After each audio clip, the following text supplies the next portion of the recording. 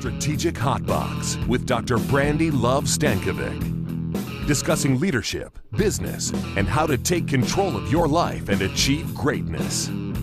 From the streets of Las Vegas, energized, informed, and never diluted. It's time to kick some ass. Hey, it's your girl, Dr. Brandi Stankovic. We're here on the Hotbox, and it's only taken us 3 years to have a conversation about marijuana. Ooh. So today's episode is about banking marijuana, and finally, we have a conversation about marijuana here on the Strategic Hotbox. Let's get started.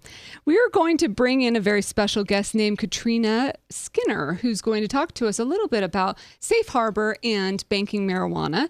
And she is doing a lot in that effort and helping individuals stay safe and banking in a safe way and being able to deposit and utilize funds in a safe way, because the marijuana industry is an interesting one these days. Lots of companies and entrepreneurs over the years have broken rules in business and rules to create disruption and innovation, whether it's like a VRBO or an Uber. And how many businesses do you know that knowingly break federal laws? Now, they might initially, but not many do it and then get away with it in ongoing, right?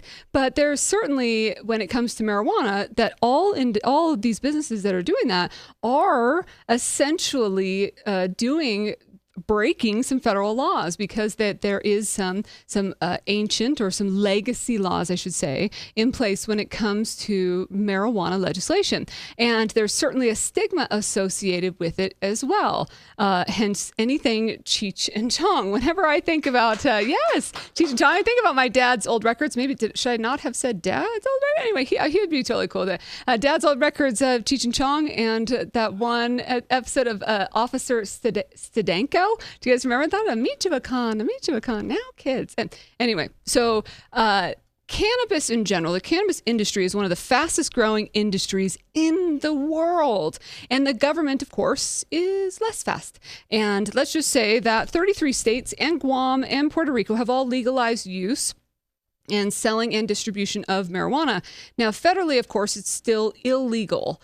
And so so much of the money and anybody connected to the industry, anybody doing anything with that industry, is considered money laundering. And that's just legit. And technically it is. So if you are doing any business in that industry and you are then accepting deposits, or you are accepting any cash that comes from those businesses, it is essentially money laundering. And that's tough, because it's a $10.4 billion industry in 2018. So what does a business like that do with all of that cash? And because organizations like Visa and some others aren't ready to enter that market, or saying that they won't, it isn't a plastics-driven market. It is a cash-driven market. And so how safe is it for your community to be in cash?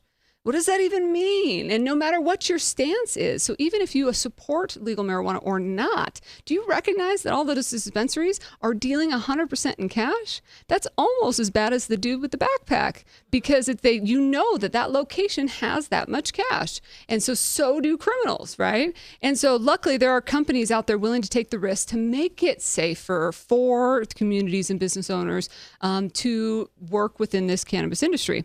So I want to have a conversation or continue a conversation that I had, or share with you an interview that I recently had with Katrina Skinner about the banking industry and safe harbor services and what she does to help individuals. Now, Katrina is the president and general counsel of Safe Harbor Services.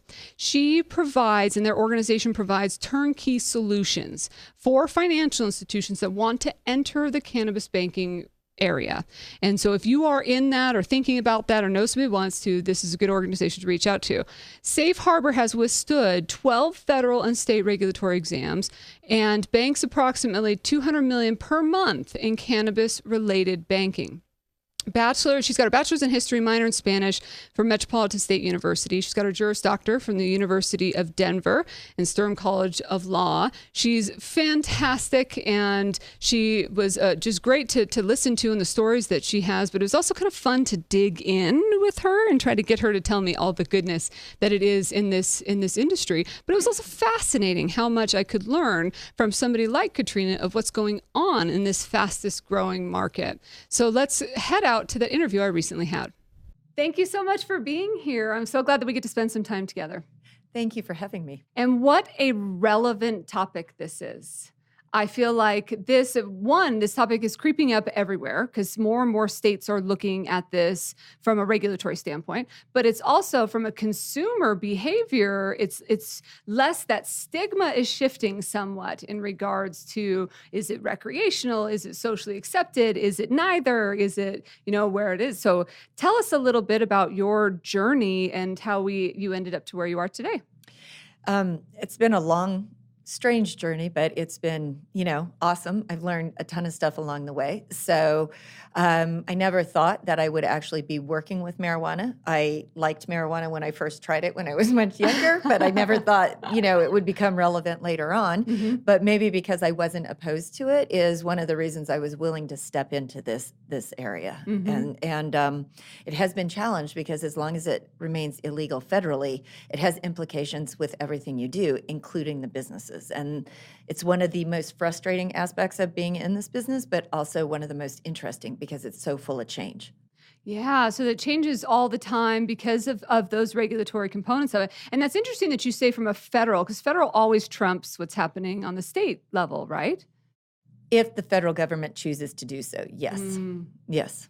And so, but if they choose to step in, the federal law will trump, but the states are making a lot of headway in what they want to see move forward with marijuana and marijuana-related businesses.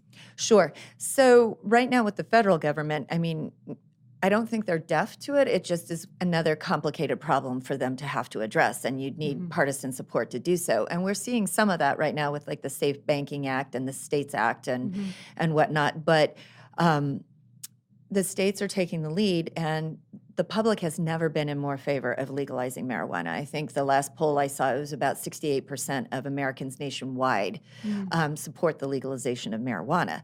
That being said, it's not happening right now. It doesn't seem to be a priority at the federal level. So each state has the opportunity to put forth a regulatory system that they want that will address their needs and their community needs. So it's interesting, but because it conflicts with federal law, that's the problem. Yeah, who's willing to take those risks, right? Yeah. So, and it's not only just willing to do it from the actual black and white legal side, but there's also this entire social stigma, because you kind of mentioned it a little bit in the fact that it was something that you tried super early on in life and thus maybe had a bit more of an open mind. And did you ever kind of envision that you would be the person working in marijuana? And with that in mind, do you ever find yourself throwing disclaimers out there about what it is that you do? Not often, because I'm not actually in the plant touching part of the business. I'm in the banking part of it, and I think that's a little bit different. But even as an attorney, when I first started, I had to call my own attorney and say, hey, I'm going to assist with a case like this. Can you defend me? Because at that time in Colorado and in several states now, it's against the professional code of ethics for attorneys or CPAs to even work in the space. And so that was my law license and that was my livelihood. And so I was worried. I said, not that we would win, but could you defend me? Because I figured we'd have a good faith argument, but I see that still. So, I mean, and it is a challenge. It's a challenge for even accountants who need to get bank accounts who serve the industry. Right. So it's definitely interesting. And I mean, you see certain people are willing to take the risks, but you have to find workarounds. And one of the most interesting parts of this is that the industry itself is full of risk takers. They are smart, they're well-funded, they're savvy, but they move quickly, right? And they will find the solutions where the current laws are putting up blocks, and they find workarounds. And so oftentimes we are just running behind them to try to help them and support them in what they're doing. But the reason we do it is to keep the community safe. Yeah, We no want doubt the about it. cash off the streets because people are buying it. Mhm. It's a billion-dollar industry. Mhm. So where's the money going to go? Not in Right. bags, right? Right. And so will you expand on that a little bit for anybody that doesn't know? If a person is in any sort of consumer relationship, you're going into any retail place, that retail shop may or may not, depending on the state, be able to get their product from a production plant that's within the state. And that depends on the state, right? Right. And then based on that, then the person that's purchasing has to purchase in cash. That's the way that the it works now. Sometimes.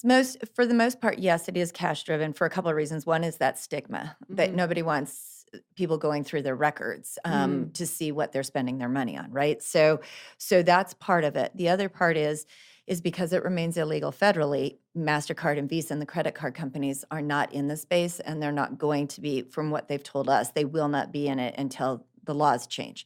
So you need different solutions. So Mhm. there are some closed loop solutions out there.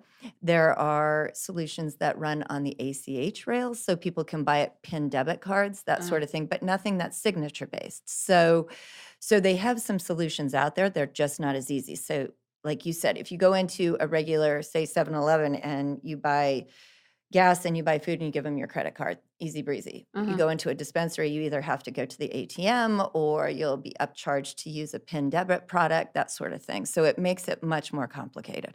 And so then it's naturally cash based. So then the retail locations of the dispensaries are then holding a significant amount of cash.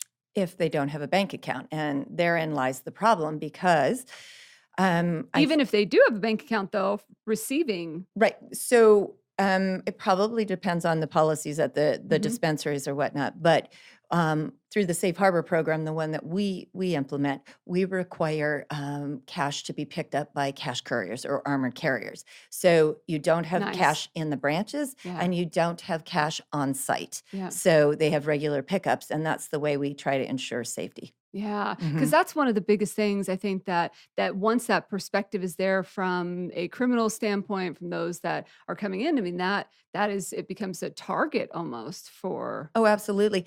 That's how Cindy Seifried's why one of the reasons why she started the Safe Harbor program was in Colorado when it first went legal adult use. You would have these operators taking bags of cash. They had special, they called them funk sacks, Mhm. and they would keep the odor of the marijuana off the cash, but they would have them on their backs and they would be buying money orders. So at any given time, you could see people buying money orders at Walmart or King Supers, and it was crazy because they had these huge electric bills, like $60,000 a month for the grow lights, and they would have employees who just would stand in line to buy money orders so that they could pay their bills. So at any given time, you could be in the grocery store standing next to somebody who had a backpack full of money, and that's a problem. It's a safety Yeah, hazard. no doubt Yeah, for the employees, for the it's a organization. absolutely. Wow. And so then why is there a fear from a credit union or a bank or any sort of financial institution? What's the fear associated with them of getting involved and offering services to these organizations? I think there's a couple things, but one of the biggest fears that I see and that I address, and maybe I don't help it, is the fear that it remains illegal federally. So the Mhm. federal government and the federal laws regulate the banking system. So technically, under the current laws, any financial institution that's banking marijuana is engaging in money laundering under the current Wow. codes. Mhm. And when they realize that nobody wants to be prosecuted for money laundering, and although the federal government has given some guidance on how you can bank it, it still remains illegal. And that's what the Safe Bank Act is designed to do, is take financial institutions who want to provide those services out of the definition of money laundering. And Mhm. then that, I think, would open up the space. The other problem is the workload. There's a lot Mm. of work in cash-intensive businesses. They work a Mhm. lot like money service businesses, Mhm. and it creates a lot of stressors on the infrastructures of these institutions, and do they want that additional stress? Mm-hmm. And that's one of the things that we were chatting before we came in the formal setting here, but about in working with an institution I know had been servicing different retail locations or different dispensaries, that the cash itself was hard. A lot of credit unions or banks will have coin machines, for example, and those coin machines will get filthy with all the coins and things that happen in, whatever people put from their pockets into the coin machine. Right. Well, same is true with cash. I mean, how many hands that it goes through and that type of thing. And so heavy cash use just has its own realm of additional infrastructure needs. Oh, sure, definitely. I had never heard that before about the germs and how dirty the money actually was from that aspect. Mm-hmm. But again, the institutions we work with, most of them have cash carriers, so they never even see the cash. It just picks it up, and the cash carriers vault it, count it, and deposit it to the Fed direct. So nice. Creates safety for the branch, and nobody gets all that dirty, filthy money in there. It takes that kind of piece out of it. Yeah. So if an organization wanted to, as this becomes more and more legal, as more states are pushing this forward, and organizations are having to consider this, whether it's a banking institution or other retailers around, anything that they should be considering? Right now, they just need to know that it is a lot of work, just because of how, with the FinCEN guidance from 2014, how you need to bank it and what you need to do to comply. And although right now it can be quite profitable, that I wouldn't suggest that that's the reason you should get into this space. It's more to provide a community service to the underbanked and ensure that your communities are safe. And in doing so, you add back to the local economies, because these businesses grow and they're appreciative and they employ other employees. And instead of having to pay in cash, they now have bank accounts, that sort of thing. But you have to know it's a change in culture. It's very compliance driven, and it's labor intensive right now because it's Bank Secrecy Act and anti-money laundering. And so beyond the governmental regulation side, is there anything about the culture of this particular industry that's different than other industries you've worked with? As far as like business owners and how they conduct business? No, not so much now, because the industry is so much more sophisticated than when it first started. So any of those ideas where it's just like a mom and pop shop, or the stoners who have now come out of their basement, that's not how these operators are. They're well financed. They're, again, very sophisticated business people. They have sophisticated entity structures. They have teams of advisors, and they're a very appreciative industry. They just are so grateful that they have banking that most of them are a delight to work with, and they also are very loyal. Like if they get help, they give back as well. And so, I mean, it's a nice group of people to work with. I think the most interesting part is that they are such risk takers and solution bringers, right? Like they can find solutions to anything and ways of doing things that create efficiencies and workarounds in what is, again, technically an illegal space federally. And isn't that interesting that it almost breeds this individual that is out there courageously trying to develop a new path? Oh, absolutely. And those who bank them with financial institutions now, the ones that I've talked to and the ones I'm working with, those institutions are being typically led by leaders that are very similar to those that are leading in the industry as well. Yeah, that makes sense. It absolutely makes sense, and I can also see that there's an evolution of the culture in some ways. But in some ways, the stigma, depending on where you are in the United States, I'd imagine, but the stigma has yet to catch up with that evolution. And I think that perception in some ways is what's driving the slow process of some of the bureaucracy behind it. Oh, absolutely.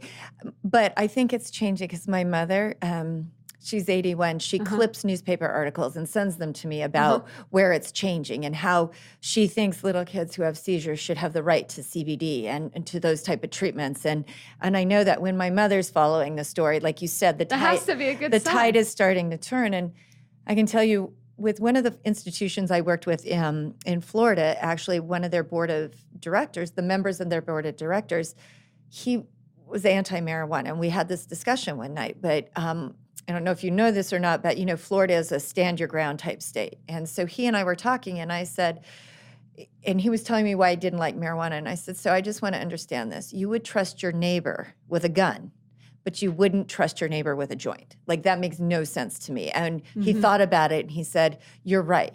And that financial institution is going to go ahead and become a safe harbor financial institution. And they're going to bank it the right way to make sure, because safety was their biggest concern. They wanted their community safe. And so when people start to think of it that way, usually what I see is everybody thinks it's going to go reefer madness. If it becomes legal, everybody's going to be stoned and high, you know. And if you come into areas like Las Vegas or Colorado, you just get used to it now. You see the green little square that indicates it's a marijuana shop, and, you know, but nothing but a thing.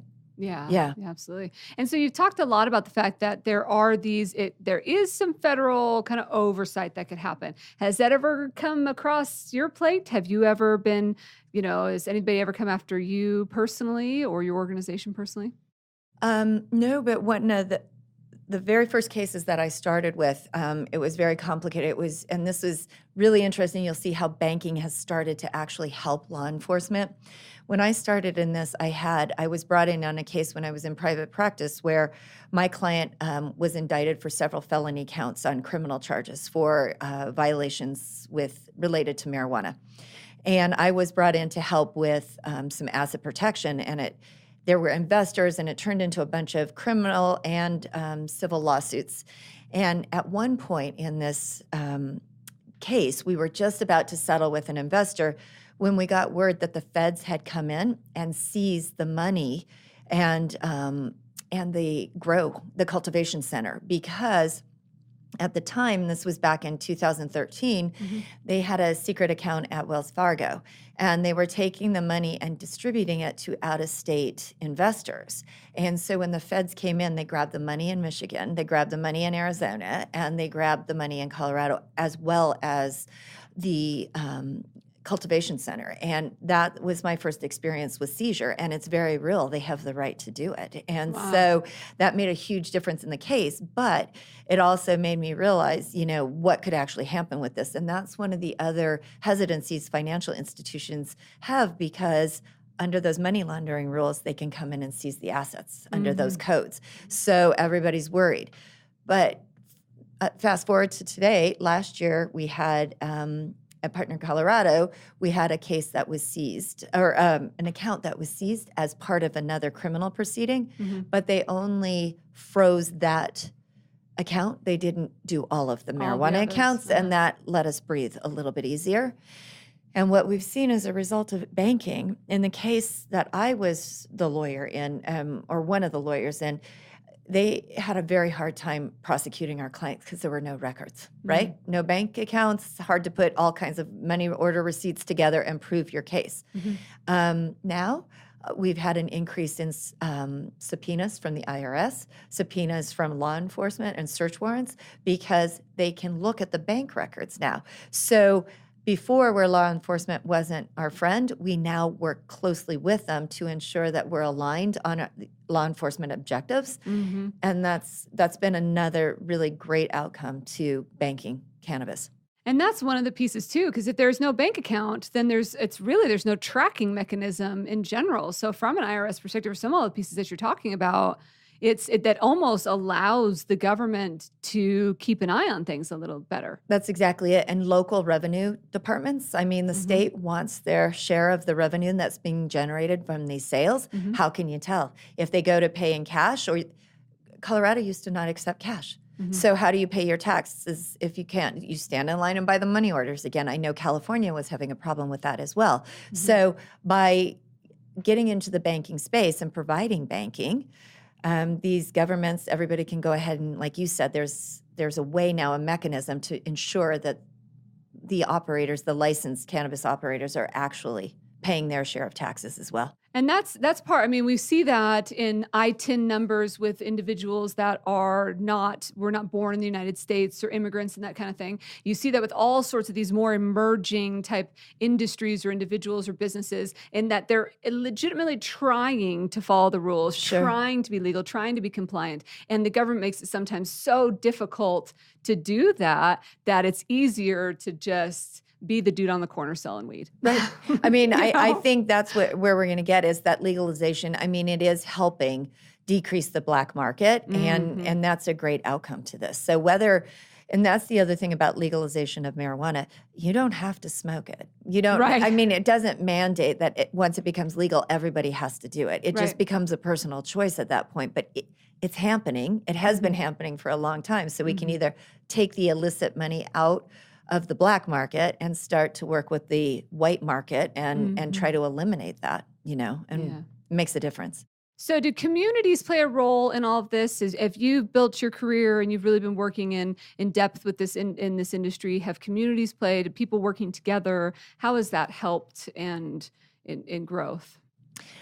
Oh, definitely. I honestly think that Colorado has a very successful marijuana market, right?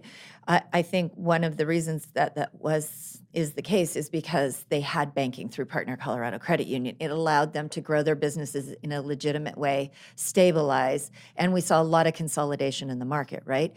But you'll see it in different communities, and I'm seeing this nationwide, is some communities are more supportive than the others, right? But here's the thing, even we were talking before about Michigan, certain communities and townships have opted out of having a provisional center there. But they can now have delivery. So one of the things I always say up in Michigan, it's coming. It's going to be in your community, whether you want it or not. You don't want the cash there. That's where the robberies are. That's where the chance for theft and crime occurs. So better to, come up with, to me, some practical solutions such as banking, than to leave, because these people will come up with their own solutions. Absolutely. Yeah. If you could leave everybody listening and watching today with a bold action item or a takeaway, what would that be? To stay open to change. This industry has taught me to be nimble and accept what I can't change and find solutions on problems that maybe in a traditional market you would think through and they seem easy. Whereas this industry has taught me to be creative and also persistent. Like, just be open to change, because change, at least in this industry, is going to come. And I know it comes everywhere in life, but in this industry, it's more in our face, day to day. You never know what's going to happen. It's inevitable. Yeah. I love it. And if people wanted to get a hold of you, how would they do that?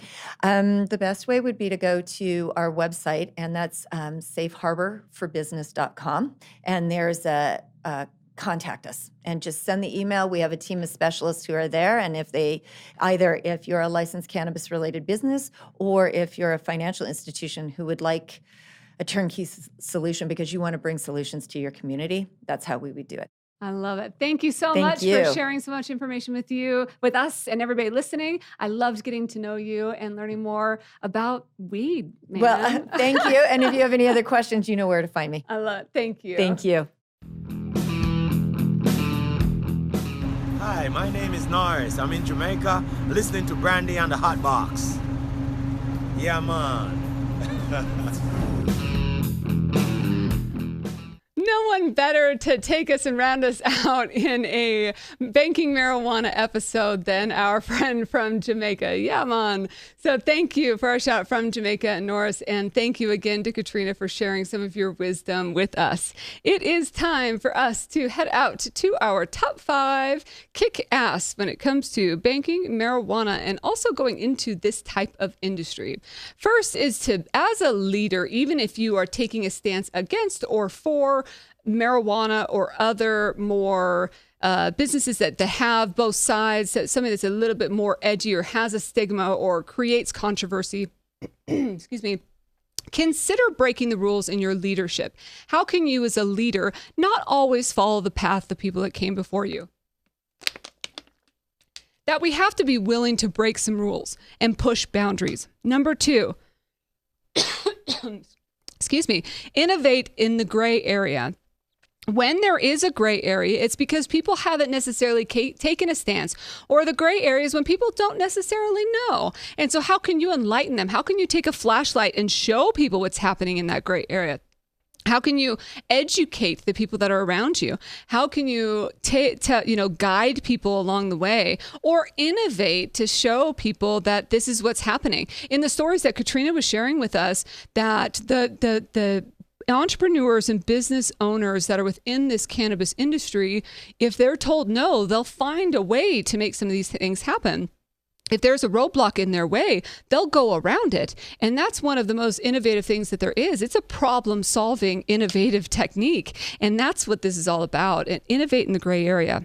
Number 3 is don't perpetuate the stigma. If in fact there is something that's out there that we create that you're holding over somebody's out, oh, you work in marijuana, then it's suddenly you're elevating that stigma. And so I think that I really believe in the fact that any sort of when you look down on somebody, any sort of stigma, any sort of harassment, any sort of discrimination, any sort of negativity that we put on other individuals, labels, stigmas, etc., all come when we do that. And so the more that as individuals that we don't even recognize that they're there, that we don't even recognize that other people do it, that we don't live into them, even if we're in the minority, even if we live in the stigma, to not even recognize it, label it, give it time and attention, we won't perpetuate that message. And so the idea is, if you live in this industry, if you support it, if you support marijuana or not, we don't necessarily want cash businesses out there. So how can we support our community? And that would be the stance. Number 4 is serve the underserved. And that's definitely the stance that Katrina has taken in her business, is this isn't safe. And this, she's creating a safe harbor for organizations and for these business owners to go, to be able to give their dollars into the system. And number 5, to go green. And I'm just going to let that one just sizzle in your brain for a little bit, and just you take it however you want to. Number 5 is go green. There's your top 5. Kick ass. Thank you again to Katrina for being here with us. And thank you to our friends from Jamaica for sending us the shout out.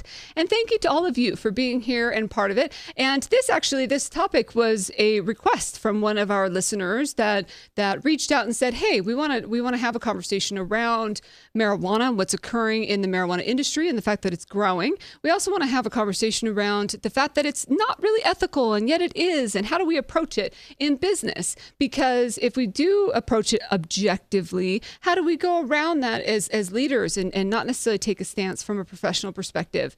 And how can you do that and separate that professionally and personally? And that's an important topic to do. And so I hope that Katrina was able to provide that perspective for you. So please keep those topics coming in to us. And you can send us additional ones, podcast@strategichotbox.com, email, or head out to our website, strategichotbox.com, or any of the social platforms as well, Facebook, Instagram, Twitter, anywhere. Hit us up at Brandi Love or at Strategic Box. Until I see you again, get out there and kick some ass.